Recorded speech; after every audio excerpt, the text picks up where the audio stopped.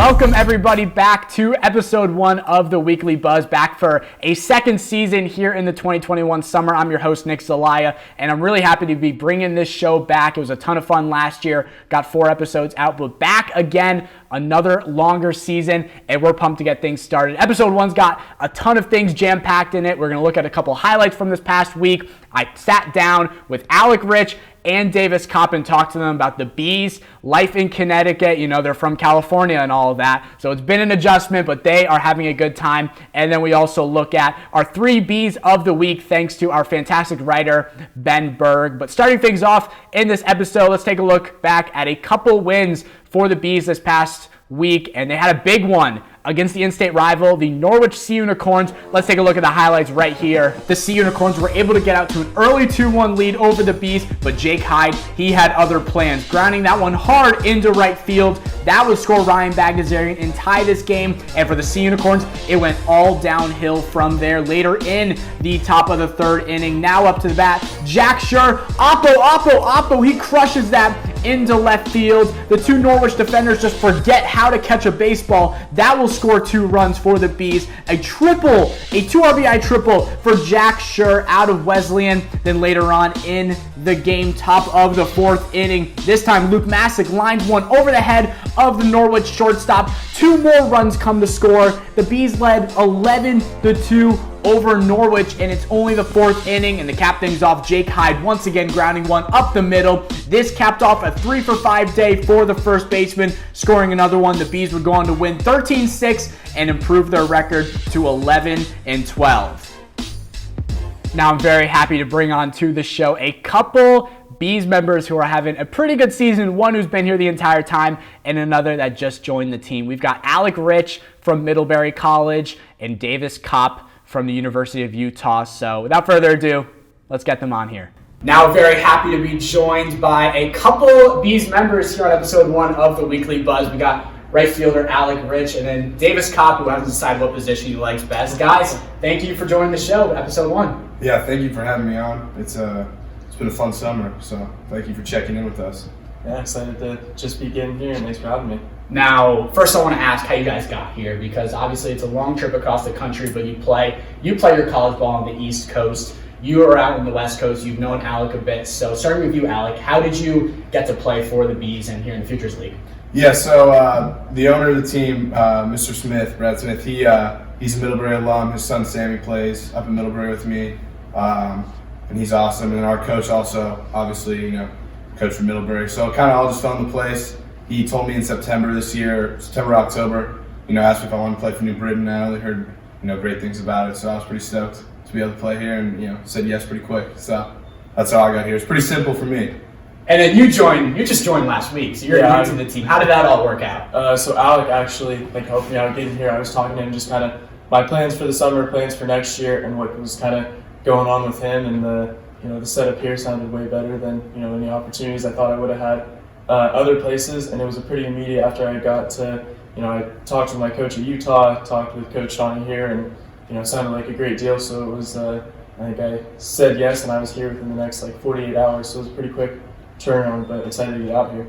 I asked him kind of this, it was almost not jokingly, but just being like, hey, you want to come play for us? We had some injuries, some guys, it seemed like we needed, another catcher, infielder type of guy, and I was like, hey, you want to come play for us? Jokingly, and he was like, yeah, actually, I do. And so you were all right with the plane trip coming from California to Connecticut? Yeah, no, I left Arizona on Saturday, which is where my junior college was and where my summer was going to be. Got to California, I was out here by 4:30 Monday. Yeah. That works. Now, you mentioned college. I want to ask you guys both about your college careers so far. It's been a bit interesting for both of you. Starting with you, Davis. You play at Gateway right now, but you're going to Utah. What has it been like so far there and your transition as you move to the University of Utah? So Utah's actually going to be my 3rd school. I started at another junior college in California. COVID just kind of, threw a wrench into my plans and everything. So no season for 2021 sent me out to Gateway in Arizona. Loved my experience there, and then decided, about a month ago that Utah was going to be where I was going to be continuing, and just really excited to get up there. There's some pretty strong family ties there. Love what they have going with the program up there and the direction they seem to be headed in. So I was excited to get that all dialed in. And for you, you haven't played baseball in a while for Middlebury. Yeah. What has it been like the past couple of years? Yeah, it's been an interesting journey. I came to Middlebury in 2019 as a freshman. I played football and baseball. It was a normal year. Had a lot of fun. Really enjoyed it, and kind of expected that was what it was going to be like. And then sophomore year, I actually got hurt, so I couldn't play football. And then we had a really great team. We played 3 games down in Texas to open our season up for baseball, and took 2 of 3 from a really good squad, and we're feeling pretty good. Then next thing we know, 2 days later, our season's canceled. So that was definitely kind of a gut punch, and nobody really knew what where we were headed. And then obviously this year we played 8 games, but I decided not to go to school just because save some eligibility, save some academic years at Middlebury. Didn't really want to waste it on an 8-game season. So I was up at Driveline Baseball in Kent, Washington, just outside of Seattle, and that's kind of where I did my quote-unquote spring season. Did it with 6 other of my teammates, which was a lot of fun. But yeah, no, this is really my first taste of baseball, first taste of the season in probably 2 years. So it was weird getting back into it. The first game kind of felt surreal. I'm sure. Just being out here in front of fans, having umpires, having other kids, being like, oh my God, like we're actually playing. But I've definitely gotten back into the groove and having a lot of fun out here. So. I wanted to ask about your first impressions on the league, because this is your first season. This is your first season in the Futures League. So what has it been like playing for the Bees and playing here in the FCBL, where last year they got a lot of attention because so many leagues were canceled to COVID. So they grew a bit this summer. What have your first impressions been in the entire league and as with the Bees? I've been really impressed, honestly. I didn't really know what to expect. I had a friend that played on this team last year, Alex Price, and he was a pitcher here, and he told me all about it. And I was like, wow, that sounds pretty awesome. I'd love to get be a part of that. And last summer, it was just impossible coming from California out to the East Coast with COVID. And so I heard when I got the contract for the Bees this summer, I was pretty stoked. And honestly, it's shattered my expectations. We're seeing some great pitching. Great hitters around the league, on every team. Every team's got 4 or 5 dudes that can really swing it, and 4 or 5 dudes that, are sitting above 90 and, are good pitchers. So, honestly, this experience has been everything I could have hoped for. And for you, Davis, I know it's only been a week, but is there anything cool you've noticed about the team, the league in general? Yeah, very similar to what Alex said, just the caliber of the talent across the board. Like our team and, the 3 or 4 teams that I've seen this week, it's been legit. It's been really good baseball. There's a lot of talent. There's a lot of, I've never been up to this area before, but I've been blown away by just the talent in the league, how well it's been ran and put together, and I've been very impressed by, what's going on up here. And one of the big parts of the games at the end, you're signing autographs. Yeah. What is that like, to sign autographs? Did you expect that? Did you expect that coming into the summer? I'd seen pictures of it, but I didn't really expect, after every home game for all the, little kids and, the families come crowd around the dugout and want autographs. And, it's awesome. You play well, and, even if you don't play well, even if you don't even play, they're just like, number 11, can we get your autograph? And I'm like, oh my God, these people want my autograph. It's definitely weird. And, it's what's been fun is during games, sometimes little kids will come to the dugout and will pass a ball down, down the line in the dugout. Everybody signs it and gives it back to them. And, I think also, Coach McKillop's done a really good job of creating a pretty loose atmosphere, play hard. His 2 rules are respect and positivity. And I think, those 2 things are really encompassing a lot of stuff, and it's giving our team a good culture and a good vibe. So, we sign autographs during the game, guys stay focused, guys get to interact with the fans during the game. It's been a lot of fun. It's been really fun. That's cool to hear. And so, aside from baseball, we've got a couple of things to talk about. I was talking with your 3rd roommate, Jack. He mentioned you guys were in an Airbnb. Is that correct? Or some type of renting space. Yeah, so we're renting an apartment right now, but we started out the season when it was just me and Jack. We started out in an extended stay hotel, residence inn type of deal over in Rocky Hill. So we lived there for 3 weeks. It was just me and him living the hotel life, which was it was nice, but we got our own apartment finally. So were people knocking on the door for your autograph then? No, nobody knew who we were. It was an interesting experience. It was fun, but all right. And how's it been to stay for you here in Connecticut? Oh, it's been great. Him and Jack have been great hosts. I got a beautiful air mattress that I throw on the ground of the living room, and it's good living. So it's been very what's the nice. meal situation? Are you cooking? I cook from time to time, a lot of ordering out, and yeah. What's the best thing you can make? Well, the only thing that I make, I have a bag of like frozen chicken breast and green beans, and that's my meal. That's it. Yeah, and some rice for him and too. Some rice. Yeah, for me, I just make breakfast in the morning, just granola and yogurt, and then I eat at the stadium and just scrap together meals. The food's been a fun one. Yeah, we just piece it together. And speaking of food, there's one thing I got to tell you guys about. New Haven Pizza. I don't know if you've heard about New Haven Pizza. It's probably the best. Oh, we've heard. The U.S. Yeah, we've heard. Have you had a chance to try it? No, that's our next off-day excursion, I think, is heading down to New Haven. My folks are coming out for the first time this week for the 4th, and I think the next off day we're going to go down to New Haven. So that's the next move. Is there, in Arizona, like a go-to type of food? Like obviously Connecticut's the pizza. Yeah. Arizona have something?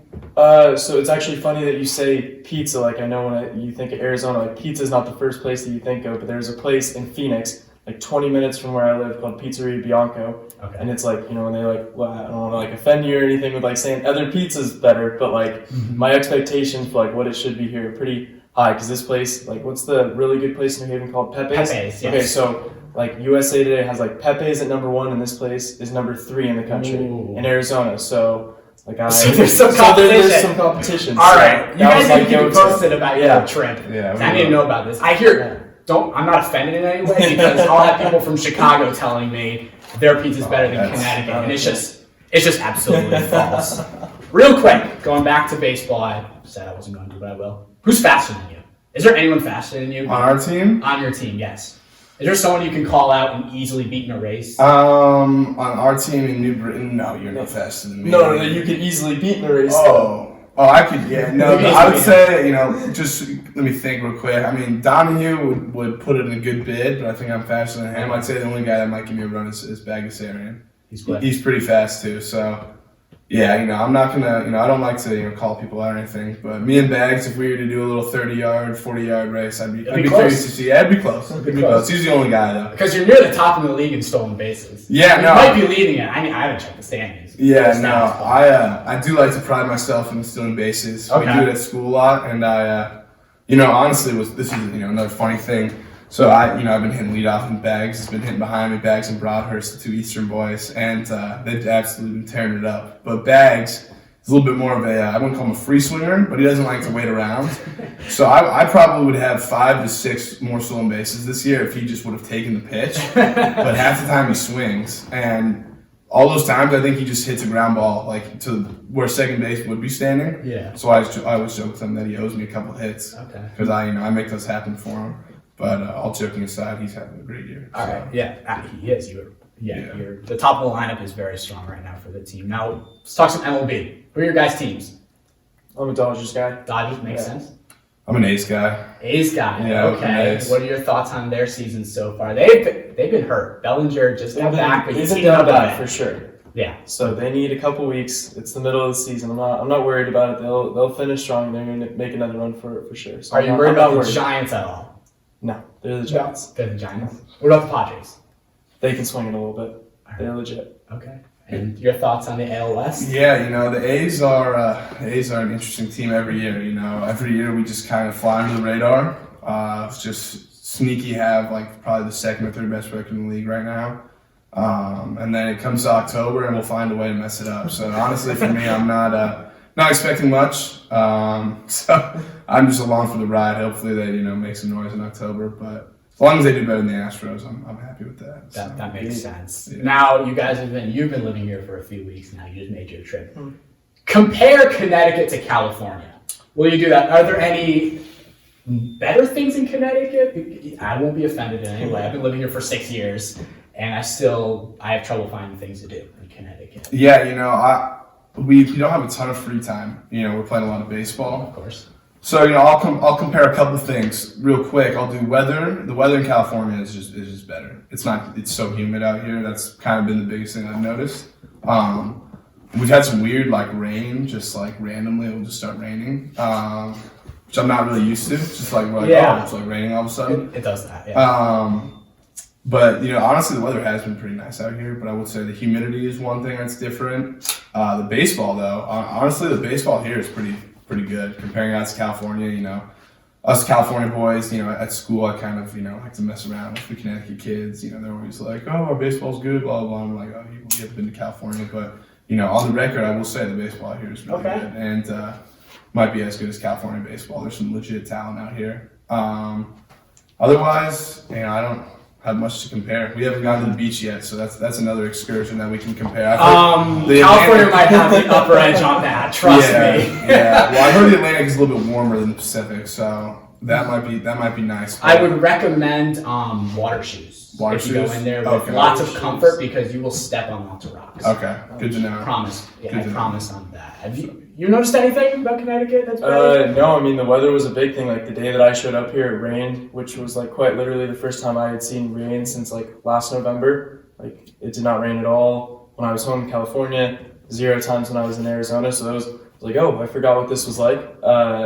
And I think, like you talked about, it's still hard to, like, find things to do. Like, I think that's true, but I think it also, like, kind of works out well for us. Like, the stadium fills up. Like, that's something you don't see, like, hardly ever in California. Is like, unless it's like a real important high school game or something, like, you don't get fans out to games or anything like that. So, and especially maybe I just realized more because of COVID, but like, coming back, like, having the stadium filled, that's a pretty cool thing that I don't think we get a lot of in California. The atmosphere at the Beehive has been pretty electric this year so far. Been good. Yeah, it's been fun. Yeah. It's been It's a good environment. New Britain is very underrated when it comes to their fans. I know. We go to places. I'm not gonna name names around the league, but there have been a couple stadiums that we've played a couple times and it's just been empty. Really? And makes you don't even notice it here because it's hard to fill the entire stadium. Maybe like 8,000 people. But even when we a couple thousand out here, it's so much louder and more fun. There's a little buzz in the ballpark. Yeah. Little electricity out there. It's way better out here. So. That has been also, it was a good one, man. Yeah, for sure. And to wrap things up real quick, I got to ask you guys about the rest of the season going forward. Obviously, the All-Star Game's coming up, hosting here. You guys have the Nesson game at the end of July. What are your personal goals for the rest of the year? And then what you want the team to achieve just for the rest of the summer? Yeah, I think personally for me, just continue to play hard and have fun, enjoy it with these guys. We're already a month or a little over a month into the year. It's kind of flown by. So just, I got to meet a whole new group of guys from, new places. I knew literally nobody on this team coming in except for my teammate from school, Alex Rosario. So just getting to enjoy that and, hang out with the guys, have fun. It'd be cool to play in the All-Star game in New Britain in front of the hometown fans. That'd be pretty sick. But, for the team, I think we're really close to hitting our stride. The bats are starting to come alive. The arms are, starting to really throw the ball well. I think a big win streak's coming. So hopefully we can make the playoffs and, see what happens.